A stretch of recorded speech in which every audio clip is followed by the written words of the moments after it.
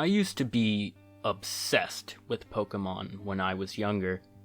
I grew up playing Black 1 and 2 on my sister's DS, playing Poké Park and Pokémon Rumble on my Wii, collecting and playing the trading card game, and watching the anime. It was a time in my life when I started to acquire tastes in gaming, rather than just being happy with whatever shit I got from a relative or borrowed from my local library. This was when my love for RPGs started to grow, with Pokémon being one of my very first. Pokémon is not the only monster-catching RPG, and it wasn't the first, but it was the first to make tremendous waves in North America and became a global phenomena. I was caught in the Pokémon wave as a kid, but I slowly lost touch with the series once X and Y rolled around.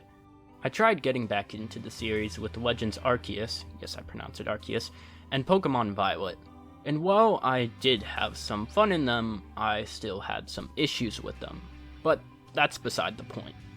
The point is, Pokémon is the game most people think of when you say monster catching or taming RPG. So it's common to see any other monster taming RPG to be compared to Pokémon or even labeled a Pokémon clone.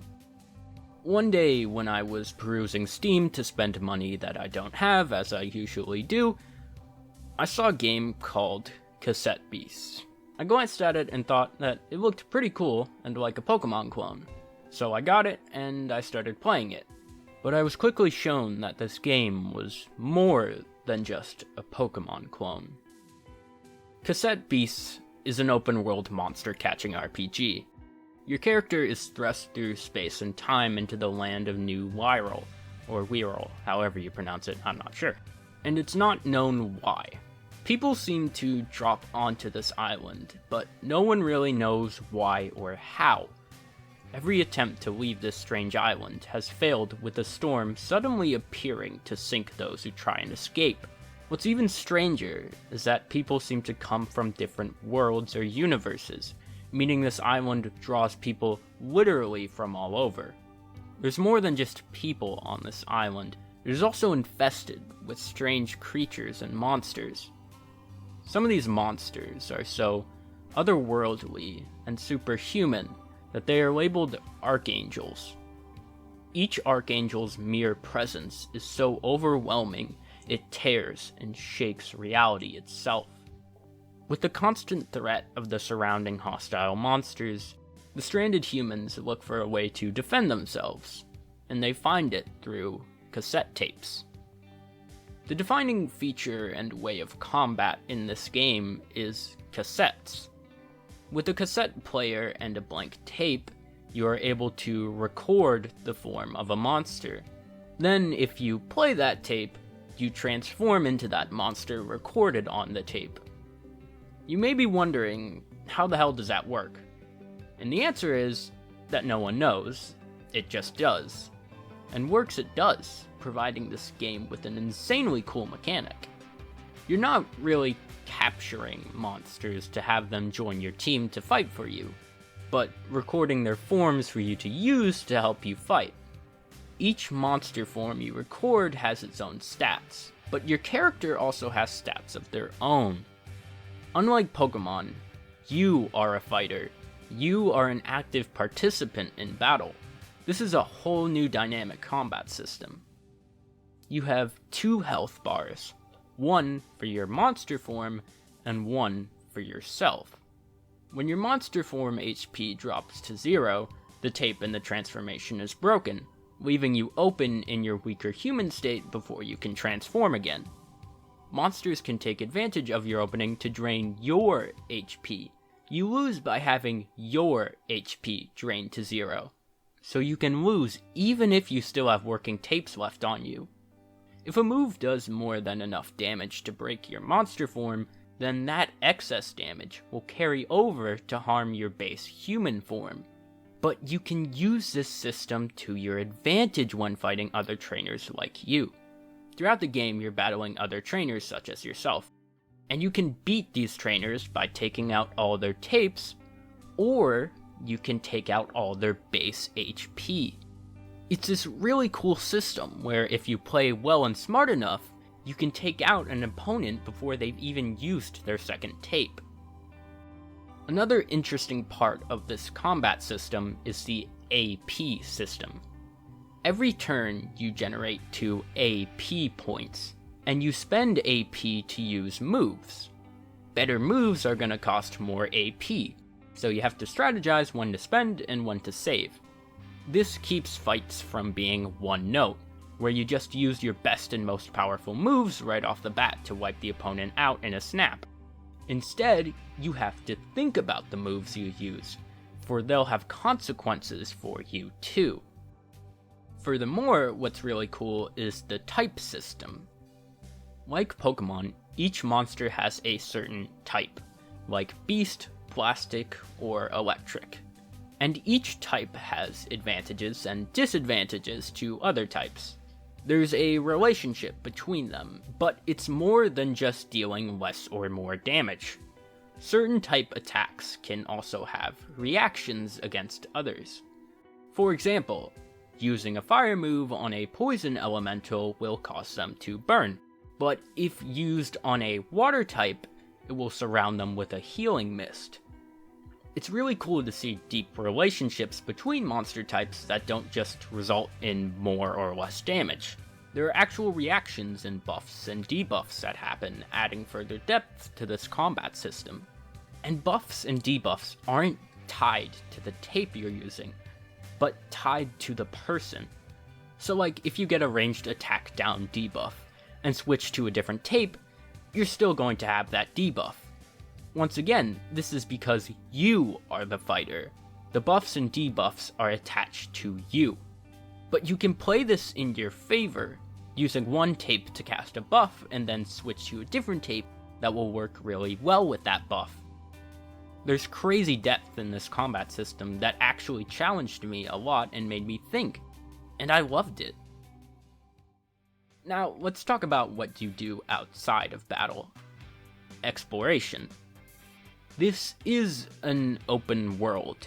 Sort of. There are certain places you can only access once you have certain abilities, which you get from recording certain monsters. But you generally do have a fair amount of freedom of exploration in order to tackle things. Your two main objectives are 1. Find and beat all the ranger captains so you can become a ranger yourself, and 2. Find and beat all the archangels to figure out a way to leave the island. The world feels nice and compact, not big and empty. I felt like there was always something to grab my attention and drive me to explore. There were chests to find, puzzles to solve, new monsters to record, structures to explore, and quests to do. In the main hub town, people will often have rumors to tell you, and these rumors will often point you in a direction to explore to find something cool. The game encourages you to explore and makes a world feel alive and interactable. It's a world full of things to discover and wonderful environments to find. I just absolutely adore the art style and look of the game, the mix of 3D and 2D pixel art. All the monster designs are good, with some ones that I absolutely adored. The highlights are definitely the archangels. Each archangel has its own sort of style that illustrates its personality, but they all still feel like an eldritch horror. I will only show one of them because I don't want to spoil that discovery if anyone watching does check out this game later, which I do highly encourage if you couldn't already tell. There was nothing like the feeling of joy and horror at the discovery of each new archangel. Now let's move past the monsters to talk about the other inhabitants of this island. The main cast of characters. The first character you are introduced to is Kayleigh, a ranger who has found you washed ashore. The rangers are basically the people who try to keep everyone safe and keep the monsters in order. They're the strongest and best fighters on the island. Kayleigh basically takes you through the tutorial, giving you the exposition, showing you the basics of battling and recording, and starts you off on your quest to join the Rangers and find a way off the island. However, after the tutorial, Kayleigh stays with you in your party. A big part of this game is the companion mechanic. You will always have someone by your side, exploring with you and fighting with you in battle. All battles in the game are team battles for you. Throughout the game, you'll meet more characters to fight alongside, and each of these characters have their own quests.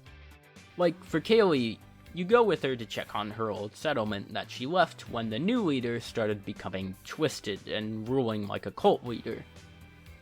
One of my favorite character quests was with Felix. Felix is an artist, and he discovers that one of his earliest OCs that he created when he was little was somehow thrown into this world and brought to life.